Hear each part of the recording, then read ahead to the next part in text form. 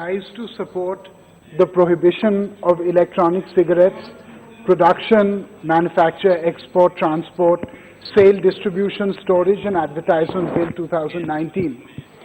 So e-cigarettes or ENDS, electronic nicotine delivery systems, are electronic devices that heat a substance which contains nicotine to create vapor for inhalation.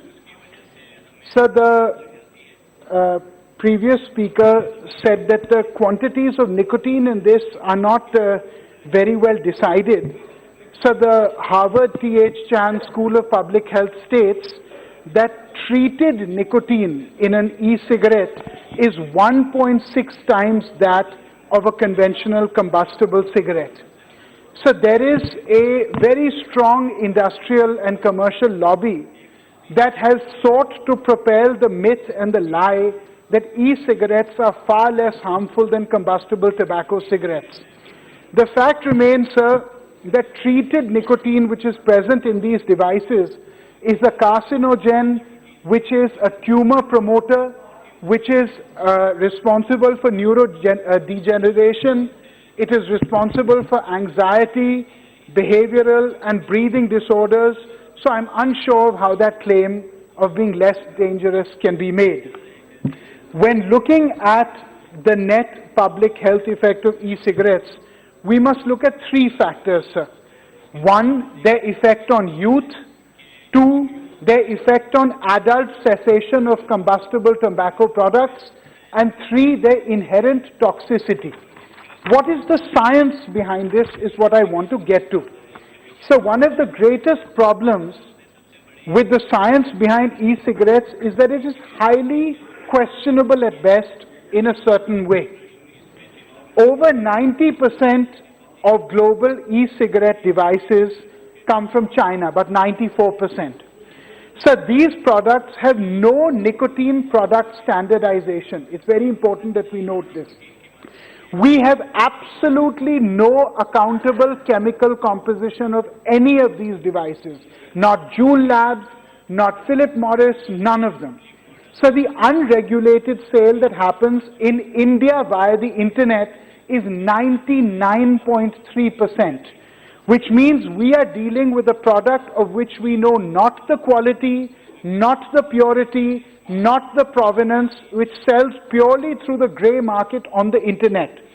So there is no licensing of the companies that sell e-cigarettes in India, none. And these are unmonitored online sales. What is the impact on the youth of e-cigarettes? It's potentially disastrous. So due to a lie that these cigarettes are safe, they've become a giant gateway drug for children as young as 12 to use. So the average age of a conventional combustible tobacco smoker in America is 38 years old. The average age of an e-cigarette user is 17 years old. This is a very frightening thing, with 70% of e-cigarette users saying that they were 15 years old when they first tried an e-cigarette. So at these ages, the long-term consequences of brain development are stalled. The New England Journal of Medicine, which is a very famous and recognized journal, has shown that of those who smoked e-cigarettes rather than those who didn't smoke, percentage of learning disorders were up by 28%. So there is absolutely no evidence to show that e-cigarettes cause a cessation of smoking normal cigarettes. According to a Philip Morris industry-backed study, smoking in America has risen every single year, year on year since 1954, right? And e-cigarettes, which were introduced in America since 2004, have also increased year on year. So if both have increased year on year, then how is the advent of one leading to the demolition of another? So the study by the Royal College of Physicians in London shows that of those people who smoke e-cigarettes, 70% of e-cigarette smokers smoke conventional cigarettes simultaneously, which means that it really makes very little difference in terms of replacing one. So the Indian Council of Medical Research has put out a very succinct and important study where they've said that the introduction of an unproven product in the context of a declining trend in tobacco consumption and multiple measures being taken to achieve tobacco control would be highly questionable. So what is the reason for the timing of this ban? I heard people before say that what is the reason for the timing of this one? I'll tell you the reason. The reason for the timing of this ban is that prevention is better than cure. Yes, we have tobacco, 120 million smokers in India, that's true. The point is, do we want to introduce another gateway drug for children? Sir, Juul Labs and Philip Morris, which have not entered India, and Dr. Saab knows this very well, they have earmarked 250 crores and 550 crores in the years 2020 to 2022 to establish India as their greatest frontier market for e-cigarette distribution. So this is the time to get into this market and stop this incoming menace. Yes, it's true that 16 states have banned this product, and I read the Central Drug Standard Control Organization edict. It's a very strong circular calling for a blanket ban. I don't want to get into the imprisonments and the bans that's known to all. What are the other approaches of other countries towards e-cigarettes? Sir, the WHO framework for tobacco invited in 2014 all its signatories to ban and restrict e-cigarettes. Singapore, Brazil, Philippines, etc. have banned e-cigarettes altogether. Over 30 countries like Mexico and Thailand have practically banned them, with 98 other countries putting a strong regulatory approach, restricting their supply, advertising, etc. I want to get into what one or two countries have specifically done. So the UK has opposed the ban on e-cigarettes. But I read the science on this, so I'm not just used to speaking like this.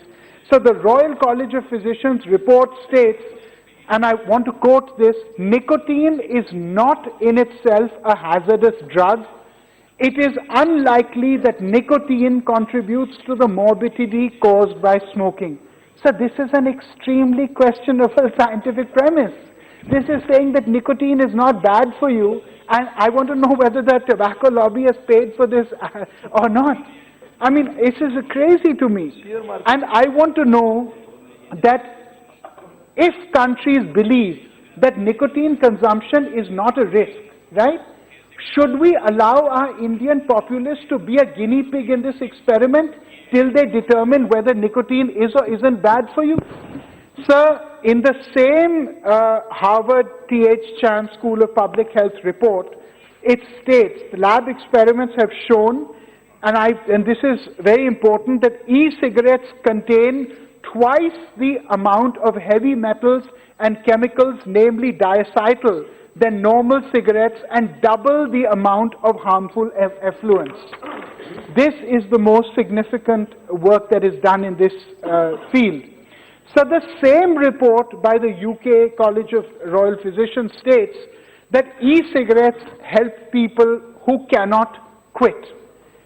But if you read the full study, it contradicts itself. Because where in the first paragraph it says this, in the fourth paragraph the same study states that out of 900,000 people who attempted to stop smoking and switch to e-cigarettes, 780,000 returned to full-scale conventional smoking in a year.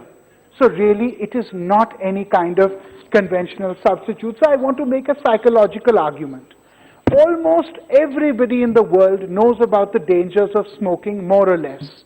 My question is, just by the introduction of X product, which has X amount of marketing and questionable science, will it lead to a person who's taken a heavy-duty psychological decision to be a proper smoker to give it up? I mean, this is something I'd like to really ask the House. Sir, the speaker before me mentioned that the European Union has created a tobacco products directive, it's true, which states that maximum nicotine concentrations should be there. But what he omitted to state is that not a single country in the world has been able to put in place a maximum nicotine concentration. You can put on paper whatever you like, but if it's not there in the actual device, what use is it? No country in the world has been able to put a maximum nicotine concentration, none. My contention, sir, is that nobody has been able to put this in earnest, and as 90% of e-cigarette sales are via the internet and semi-hidden, how will you enforce it even if you put it into law? The second thing, sir, is that in the Philippines, where they banned this, right, why did they ban it? Because a mysterious lung injury killed 47 people. In America, in the state of Virginia, which is the largest tobacco grower in America, which you know, 2,000 people went to court in one court, but over all the states, the 50 states, saying that over 2,000 people who had smoked e-cigarettes for 2 years under the age of 21 had been seriously afflicted by it in a mysterious illness which they had not been able, which Columbia Presbyterian had not been able to as a hospital ascertain. So my question is, in a country like India, medical data is neither centrally procured, nor processed, nor documented, nor analyzed. In a country like America, if they could not tell you about the dangers of a mysterious illness, in a country like India, these deaths and figures will not and cannot be traced. So can we expose our populace to the same illness? Sir, Brazil, the National Health and Family Welfare Ministry of Brazil has put a health study which shows that tobacco substitution products act as a catalyst for people under the age of 15 to be part of a social trend and be introduced to smoking. Incidentally, we should take Brazil seriously because they are the first and the only country in the world to achieve the target reduction of 30% in smoking according to the Global Action Plan of WHO. They're the only country that's achieved it. And they have banned tobacco substitution products. So at an age where young children are not prone to thinking the ramifications of every action, should we be introducing this to them? So in a very dangerous trend, what are the 4 products that Juul Labs is launching in India next year if the government had not brought this bill into the House? What were the products? Banana flavor, strawberry flavor, melon flavor, and apple flavor. I want to ask this House, is this not an absolute way of introducing young children into cigarettes? Which grown man is going to smoke a strawberry flavored cigarette or an apple flavored cigarette? Certainly nobody that I know. So my question is that, sir, we cannot have a product where it seems that the product is fun and child-friendly. For God's sake, we're talking about a treated tobacco product here, a nicotine product here, a chemical product here, of which we don't even know which chemical composition there is. So my only suggestion to the Honourable Minister and the government is, while this is a highly positive step, the Speaker before me spoke about the tobacco smokers, that there are very many. Yes, there are very many. And he also suggested that we should ban tobacco. My question is, and I don't want to disagree in principle, sir, there are 130 million farmers today who farm tobacco. Are you going to put them on the streets by banning tobacco? I mean, let's speak things which we can do reasonably. Let's not just speak in the air here, right? We're going to take 130 million farmers and strip them of all their assets and all their technical wherewithal. I mean, I find it extraordinary. But what we can do, what my suggestion is, for 3 years, the taxes on tobacco have not been adjusted for inflation. Right now, they are 53%. If we can take them to the WHO standard of 75%, that I think would be a step in the right direction. So smoking bidis, as we know, is something that hasn't been touched for a long time because they are seen to be a simple pleasure available to the poor. Honourable Member, but my question is, yes. You are suggesting that the Honourable Health Minister would suggest to his Commerce Minister to increase the tax slab of tobacco.